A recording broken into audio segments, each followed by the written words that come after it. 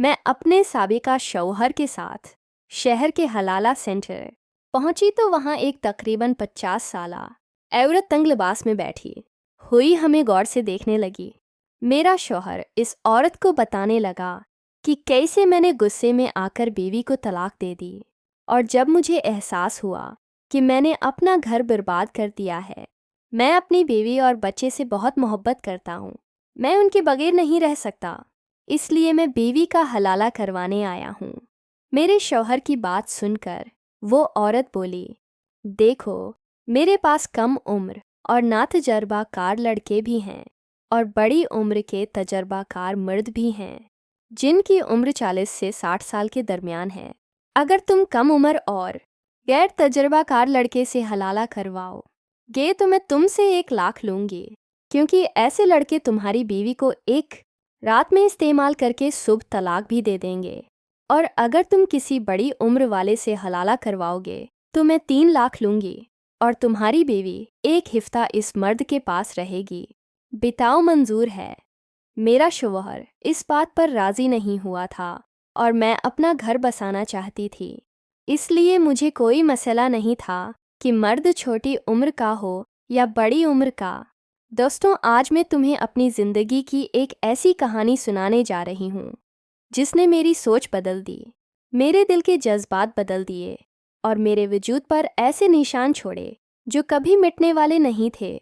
मेरी उम्र सिर्फ 24 साल थी। मैं 2 बच्चों की माँ थी। मेरा रंग दूध जैसा सफ़ेद था और खूबसूरती ऐसी कि देखने वाला देखता ही रह जाए। मेरी दुनिया में मेरा शौहर और मेरे बच्चे थे। एक दिन गुस्से के तूफान में आकर मेरे शौहर ने मुझे तलाक दे दी। एक लम्हे में मेरा घर बर्बाद हो चुका था। कुछ दिनों बाद जब मेरे शौहर को अपनी गलती का एहसास हुआ तो वो रो रो कर कहने लगा, मैंने तुम्हें खोकर सब कुछ खो दिया। मैं बच्चों के बगैर तुम्हारे बगैर जी नहीं सकता था। काश वक्त वापस आ जाए, लेकिन अब रास्ता मुश्किल था। तलाक के बाद दोबारा मिलने के लिए हलाला वाहिद तरीका था। यूँ हम शहर के एक हलाला सेंटर पहुँचे जहाँ ये काम खुफिया तौर पर होता था। अंदर एक तकरीबन 50 साला औरत बैठी थी। इसका तंग लिबास और सख्त बातें बहुत कड़वी थीं। वो हमें गौर से देख रही थी। मेरे शौहर ने उसे अपनी सारी कहानी सुनाई। वो औरत मुस्कुराकर बोली, मेरे पास नौजवान भी हैं और बड़ी उम्र के मर्द भी। फैसला तुम्हारा है, एक रात या कई दिन। मेरा शौहर बहुत परेशान था, लेकिन मैंने फैसला कर लिया था कि मुझे अपना घर बचाने के लिए सब कुछ बर्दाश्त करना होगा।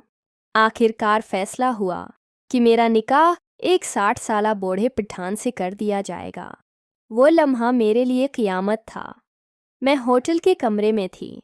वो औरत मुझे छोड़कर वापस जा चुकी थी। मेरा जिस्म कांप रहा था। मेरी आंखों से आंसू बह रहे थे। मैं दिल ही दिल में दुआ कर रही थी कि बस ये रात गुजर जाए, फिर सब ठीक हो जाएगा। कुछ देर बाद दरवाजे पर दस्तक हुई। मेरा दिल ज़ोर ज़ोर से धड़कने लगा। मैं समट कर कोने में बैठ गई। दरवाज़ा खुला और मेरा नया शौहर अंदर आया। वो तकरीबन 60 साल का था, लेकिन उसकी आंखों में एक अजीब कशिश थी। वो मेरे करीब आया, मेरा घूंघट उठाया, मेरा चेहरा देखकर बोला, तुम कितनी खूबसूरत हो, कितनी गौरी हो। तुम्हारा शौहर पागल है जो तुम्हें छोड़ गया। इस बूढ़े शौहर की आंखों में बहुत लालच थी। इसने मेरा हाथ पकड़ा। मेरा बदन कांपने लगा। इसने मेरा हाथ अपने लब्बों से लगा दिया। दोस्तों, कहानी का अगला पार्ट देखने के लिए हमारे चैनल को सब्सक्राइब करना मत भूलें। शुक्रिया।